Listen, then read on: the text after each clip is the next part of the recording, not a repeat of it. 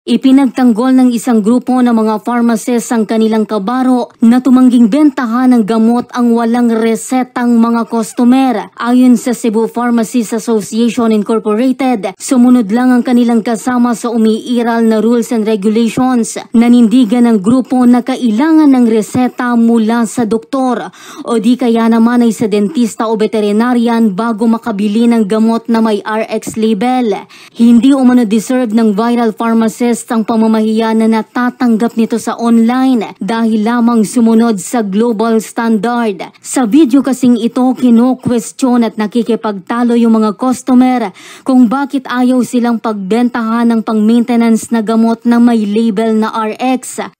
They are the PA, sir. If they try to give you without RX, like antibiotics, S2, this is not an antibiotic. This is a maintenance medicine. It's not a prescription.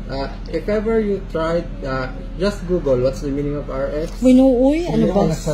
Makikita na paulit-ulit pang nagpapaliwanag yung pharmacist na ito.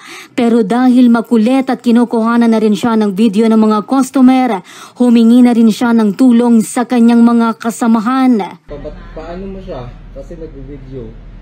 Pag sinabi mo yan, tapos maano ka, ikaw maano ka, lisensya mo yan. Kailangan. Actually, maintenance mo din siya, ma'am. Para sa MBC TV Network News, Jesel Ricafort, Sama-sama Tayo Pilipino.